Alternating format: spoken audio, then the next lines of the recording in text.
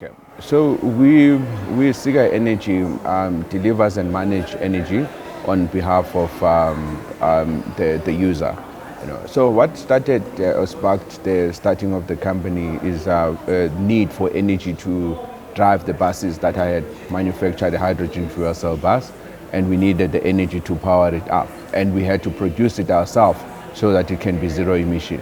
And then in producing it, then we found an opportunity that it's not enough just to supply ourselves. We needed to be able to power up buildings where we operate, because when the bus is not charging, that charging infrastructure is not being used. So that's where then we got into the energy space, and we now have that surplus energy that we want to make sure that all other users are benefit in terms of what we do. Yeah. So we engage with the communities, especially Kadlahong, for instance, in Topong, to understand their energy need and design products and solutions for them. Right? So we did that over almost a year. So we had multiple sessions, we had town hall sessions with them, and they also played a major role in helping us to understand their needs, and as such help us design the right solution, technology solutions for those communities.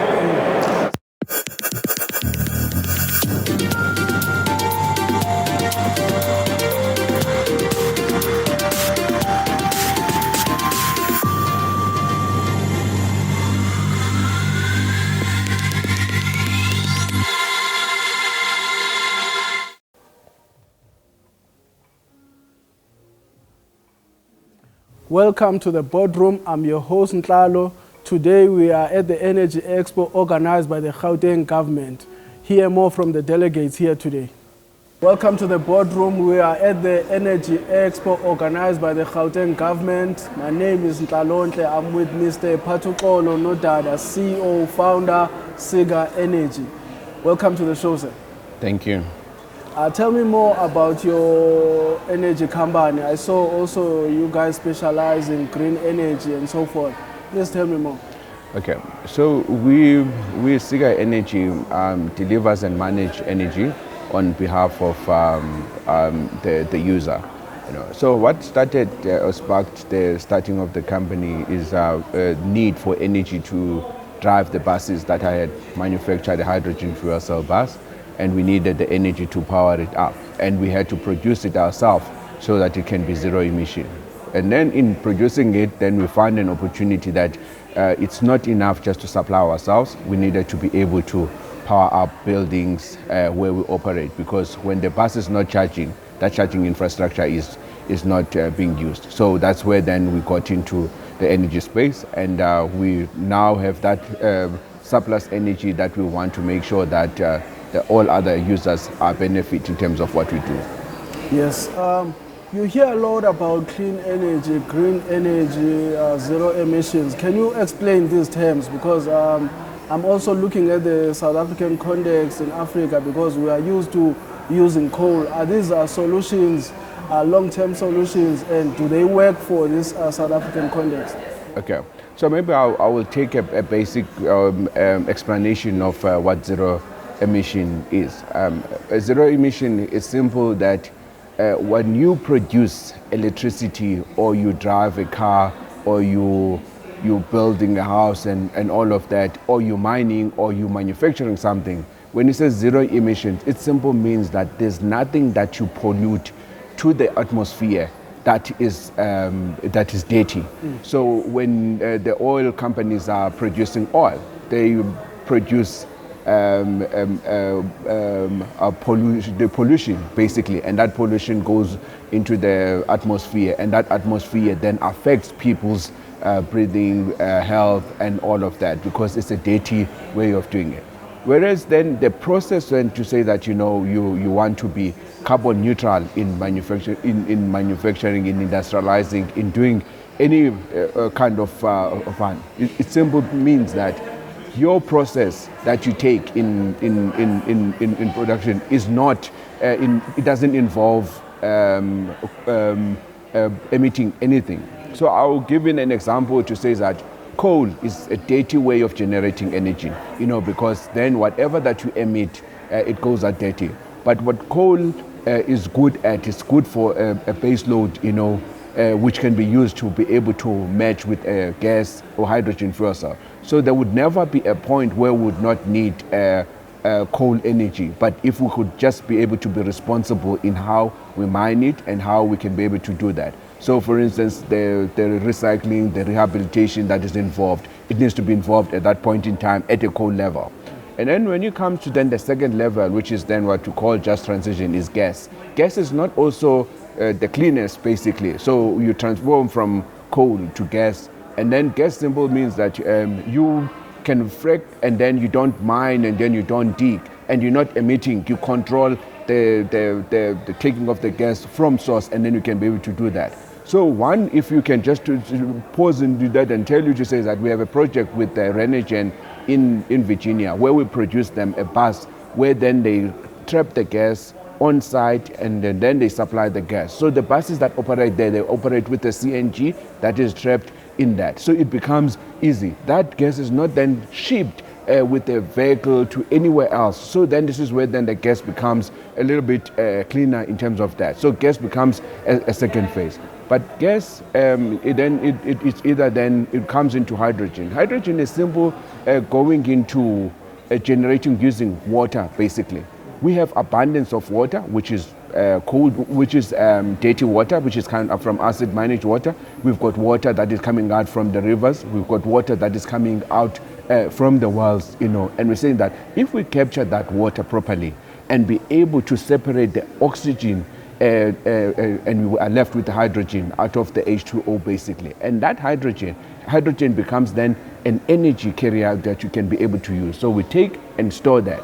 But we have to store the energy into a battery. And then the battery that is best functional, doesn't have the emitting, is a fuel cell battery. So then the fuel cell battery is the future of what is happening. And we're fortunate in South Africa that we've got all these resources, but we just need to mine them responsibly.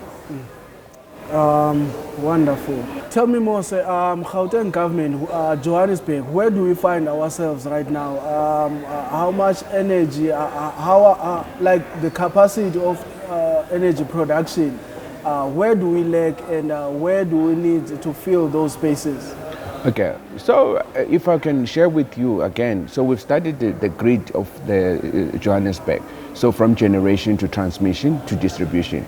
So the law, which is the NERSA regulation, it says the distributors of electricity is a municipality, which is the city power, the city of Joburg, Ekurhuleni, and the second one is Eskom. So those are only people that are regulated to distribute electricity basically to the end users, So that's a NERSA regulation. There it's about control of price, okay? To say that the consumer must get a fair price in terms of energy consumption.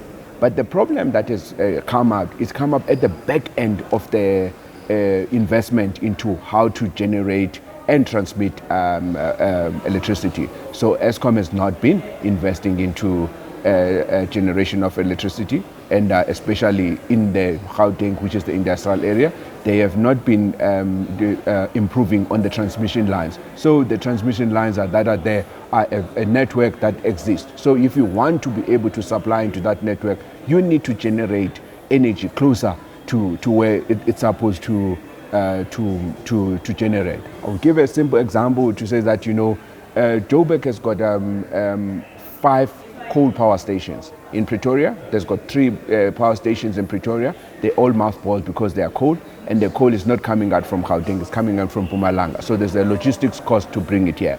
Kelvin Power Station is operating in Joburg, and Egoli Gas has got another function to do something in Joburg. So all these power stations, they could be producing about 5,000 to 10,000 megawatt for the Gauteng region, but most of them are mothballed because the source that they're using coal. How do we reopen those and make sure that the investment is done right? That's a process of just energy transition that we're talking about. So we're working with Kelvin, and I'll say to you right now, I do supply Kelvin with coal, which is the energy feedstock, but I'm supplying them with a good grade coal, which is mined responsible, so that we could make sure that we can be able to stabilize the electricity in Joburg. So Kelvin is generating 300 megawatts currently, and we want to increase that capacity of 300 megawatt to 600, and 600 to 1,000. 300 additional with gas, and then the additional with with hydrogen fuel cell. An investment in this kind of cycle is very expensive. So the off-taker, which is the city of Joburg and Eskom, needs to commit to contracts that are long-term. Currently, they're committing to 1-year contracts, 2-year contracts. You can't invest billions of rands for over a period of time. There's no funding institution. There's no return on investment in those kind of. So then banks, and then become discouraged to invest into energy. So we're looking to say that there should be a kind of a meeting of our way. We're hoping that the government or this initiative from Gauteng allows us to be able to participate in a kind of an emergency facility where we can then be able to respond to the needs of Gauteng. And we're saying that Gauteng needs is 10,000 megawatts, and that 10,000 megawatts we can be able to be generated with what we have as resources in Gauteng, and we can be able to go to the next level. Yes. Sir, just in short, maybe you can narrate in a few words like the history of this energy sector. What has caused all this problem? Is it maybe like the capacity did not increase as well, and also the energy, the players in the energy, like you were talking about Boardroom and Eskom and all these other entities that are involved in the energy sector, that they were not forward-looking enough. What brought about these types of problems? Okay, so the energy it's about the demand and supply, basically. So the energy demand has been just forecast to be said that it's an Eskom problem.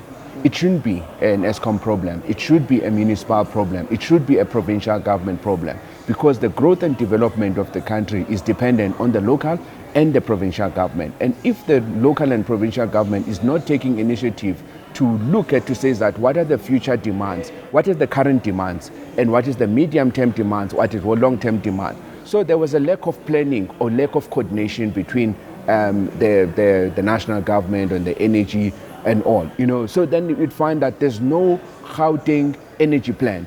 There's no municipal plan that is informed to make sure that the investment are right. And then the biggest problem that has happened is in two ways. It's the maintenance, and then the other one is reinvestment into the grid, basically, in terms of generation and making sure you increase capacity over a period of time. So that's one of the problems. I'll give an example. The power station that we're running at Kelvin is 54 years old, but it's properly maintained. This is why we can be able to still be able to generate 300 megawatts at this current moment in time. I can't compare with an Eskom one to say that it is not well maintained. But let's see the maintenance records of the power station, which is 50 years old, and see what we can be able to do. Are they measuring? Are they monitoring that? So there's an element of that. And then the other bigger element is in the CAPEX. When you do CAPEX investment with the PFMA, in the current PFMA, which only says that you can only commit up to 3 years, it's unrealistic and it's unsustainable. And this is why people are shying away in investing into long-term investment in that, So that needs to change drastically. So regulations have also frustrated the developments in this sector. Yes, no, the regulation is a key problem, and I would say that the history of Eskom being a generator, a distributor, and transmitter of power lines is a problem. And I would say that, we can solve the electricity problem in Gauteng and we'll be okay. And Eskom can solve the national problem of Eastern Cape, of Western Cape, and other regions, because then they will have capacity to be able to do that. But if we could unlock the industrial hub of Africa, which is South Africa, and which is Gauteng, and we can be able to do meaningful work, basically. Just to round it up, sir. Also, electricity probably in the year and a half to 2 years has gone up probably 50 to 75%. It's just gone up now with 30%. You think also what is contributing to those factors also is the supply and demand? Is Eskom improving? Because now what people want to know, you are paying so much for electricity that is also unreliable. Is it justifiable that way? I can't justify for Eskom, but again, I would say that, as you said, it's a demand and supply. The input cost to generate or to make electricity have gone up. And they've gone up on a simple base that we are competing with the world with our resources. So there should be a regulation to say that anyone who's exporting coal, they must leave 25% of their coal in South Africa, which should be bought not at a dollar-based market, which must be based at a rand market price. So then there's a regulation that the government needs to intervene in things like that. And then the secondly is that we have located power stations in Mpumalanga because that's where coal was, you know. It's not necessarily that because there's need or demand of electricity in Mpumalanga. All Mpumalanga electricity is then exported from Mpumalanga to Gauteng, from Gauteng to other places. So there's another that element to say that how do you choose a region to generate a certain type of electricity? So in Gauteng, we definitely need a mixed type of electricity from coal, gas, and renewables, basically. And whereas in Western Cape, and Northern Cape, we can run on solar and wind, and then be able to use that, and it sustain Western Cape. So to an extent that if it was not political statement, you know, I would say to you, Western Cape can be able to be self-sustainable tomorrow without having to consider if there was a selfishness to do that. But that's power that is generated that side, or the guys are trying to bring it into Gauteng, it's going to be expensive. So this is where the price come out. Historically, we're still the cheapest manufacturer of electricity worldwide, simply because we've got all the resources and we've got the sun, we've got the water, we've got the coal, we've got the platinum group metals, which are closer. Whereas everyone in the world are far away from that. So to an extent, if you go to Germany, you go to Europe, you go to Asia, you will pick up to say that price of electricity is 10 times the value of electricity that we are consuming in South Africa. So it's not about getting rid of coal, but it's about like putting all those different your green energy, your coal, water, and helping to put together a sustainable solution. Yes, so you don't jump from coal to renewables. You have a process to say that how do you transform the coal and make sure that the coal, there's still a demand, there's still people that can be able to be used in that sector. And then you can go into gas. And then when you can go, so you can pick up the same skills and be able to do that. But you need to upgrade the skills of the same people to the renewables. Do we have programs to retrain our people who are working in coal power stations to become workers in the renewable power stations? No, we bring in experts, foreign experts and other countries at the renewable side. This is why then the renewable becomes expensive. We don't manufacture the components or the energy generation components at the renewable side. We depend on bringing them in, and that investment becomes high. And those guys are using materials that come out from here. I'll give you a simple example.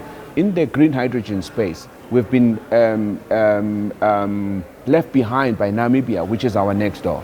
And the reason why Namibia is leaving us behind is because they saw an opportunity where they can change their regulation and use the closest of the resources and use the closeness to South Africa so that they can be able to generate energy, which then they export back to Europe. And we're saying that we are now in line in terms of then exporting energy to the European countries and all of that. Whereas we've got all the resources. Should we change policy? Yes. There's lots of policies that needs to be able to be changed to accommodate the market. I'm coming out from an automotive industry which is talking about electric vehicles and hydrogen fuel cell vehicles. We will kill the Toyotas, the BMWs that are manufacturing cars here and exporting them Europe. Then we're killing another market by not making ourselves sustainable. What are we doing? You touch on some facts there, sir. Just to close it also, speak to the startups that are coming into this energy sector. What are the key things to look out for those startups, those young people seeking, to come with solutions in this sector? Look, there's no market that doesn't have startups. You know, banking has got startups, retail has got startups. So we need to accommodate startups that are coming up with their different solutions and all of that. What we don't support startups with, we don't support startups with the R&D, we don't support with the acceleration, you know, and then incubation basically. So I'll give an example to say that, you know, how I've been working and all of that. I'm not an engineer, I'm an accountant by profession, okay? But I speak the language of the engineers, simple because I make sure that I surround myself with the technical, competent people so that I can gain the knowledge from them. I partner with the universities where I get the graduates or get people who are still there doing the postgrads and all of that to this industry. And I work with the CSIR, which is the Research Institute of the country, and be able to look at the commercialization and all of that, where we've got serious lab testing of the work that is being done. Then you can be able to commercialize and have a kind of an innovation hub that promotes startups and all of that. Startups, all what they need to be covered against the bigger corporates by making sure that they've got the support of the government and they make sure that they are guided properly. You don't allow your child to be raised by somebody who doesn't speak their language. You allow that to be raised by the people that speak their language. And we need to take care of our own if we want to grow this economy. Ladies and gentlemen, Mr. Thandukolo Nodada, CEO, Siga Energy. Thank you, sir. Thank you. Good to have you. Thanks, sir.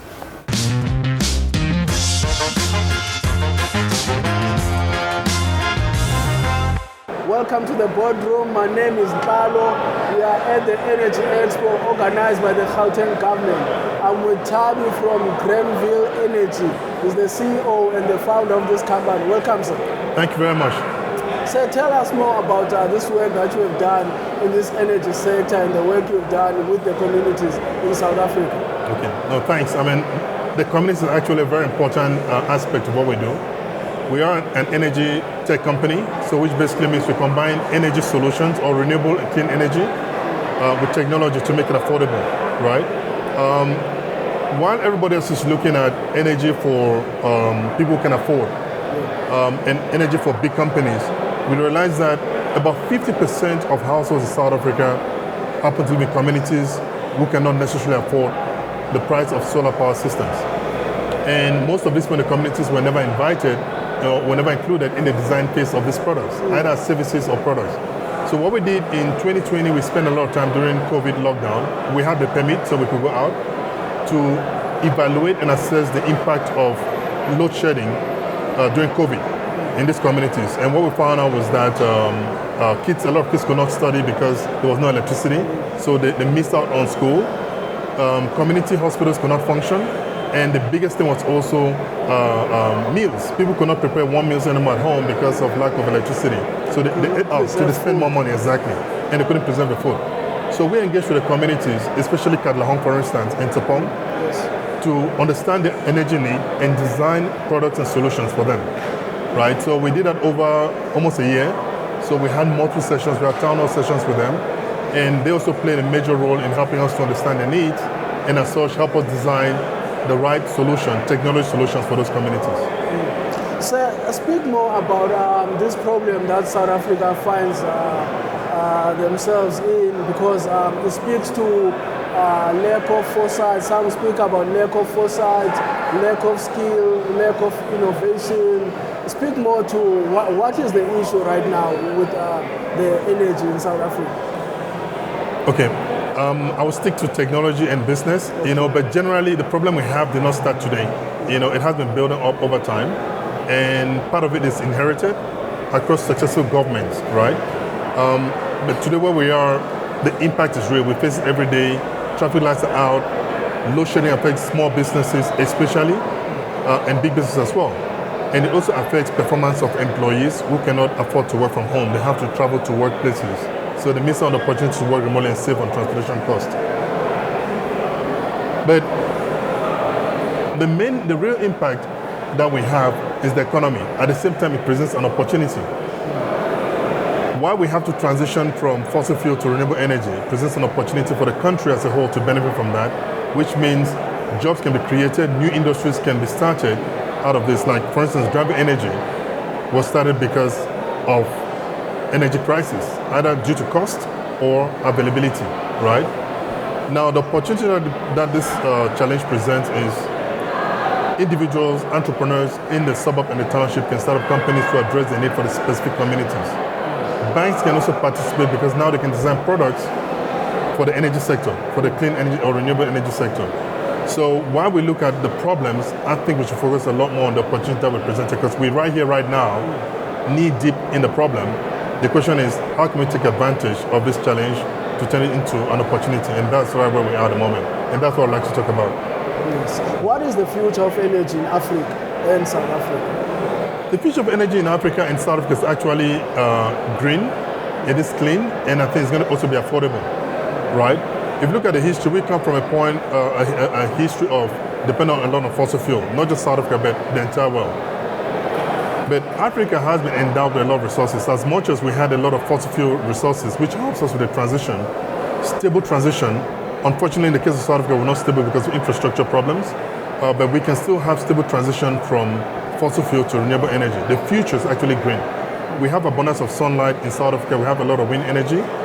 And those two sources of energy present us a great opportunity to get involved in green hydrogen production.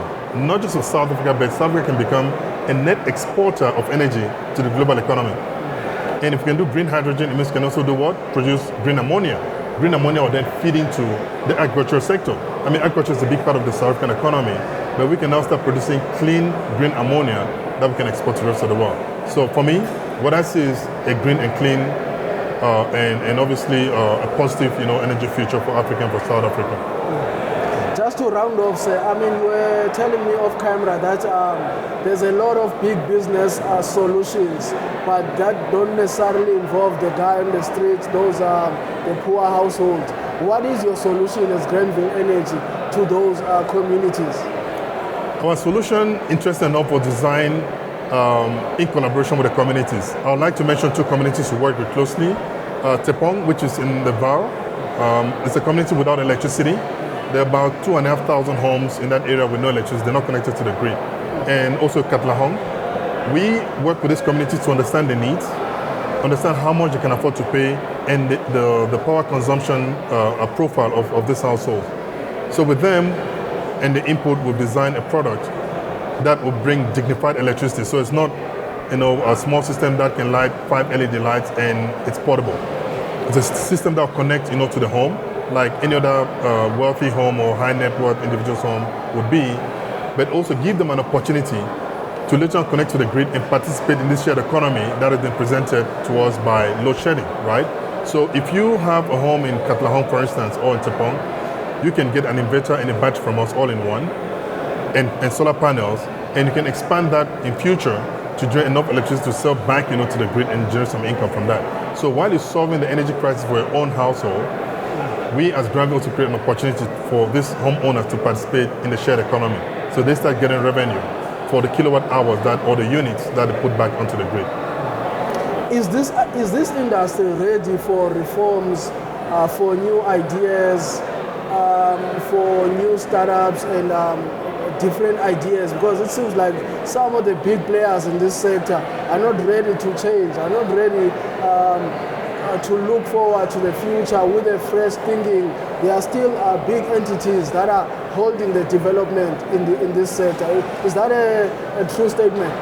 Well, it's true to an extent, but also it's true to the extent that it presents opportunity for innovation, right? The energy crisis that we have will not be solved by just generating more capacity.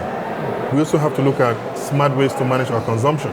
So for entrepreneurs out there, it presents an opportunity for them to come up with ideas and solutions to be able to conserve energy consumption. We might be able to save 35% of what we consume right now if we can find a smart way to manage our consumption. And big companies will not do that. Why? Because they want to focus on the commercial and industrial applications, because they have investments made already in those sectors, right? So for entrepreneurs and startup companies, they can find opportunities or gaps in the market where big companies do not necessarily have an answer.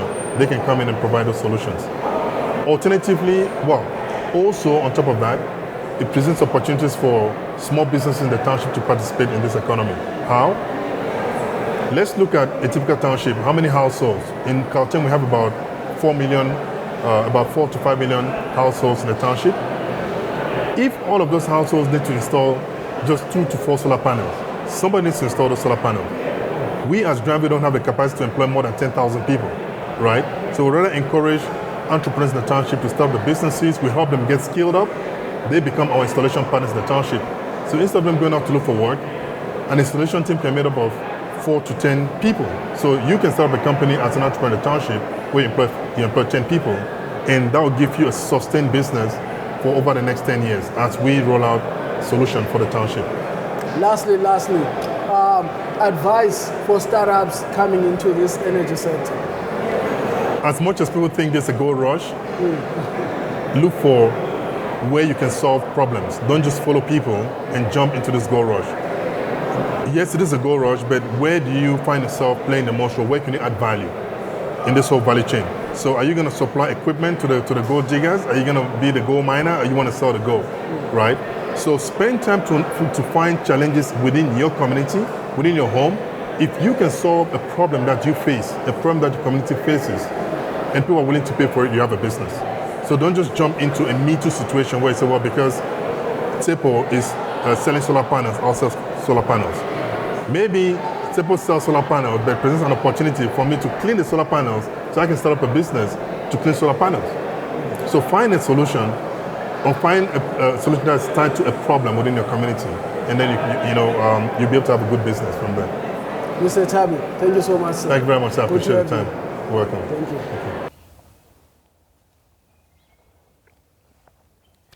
We were at the Energy Expo organized by the Gauteng government.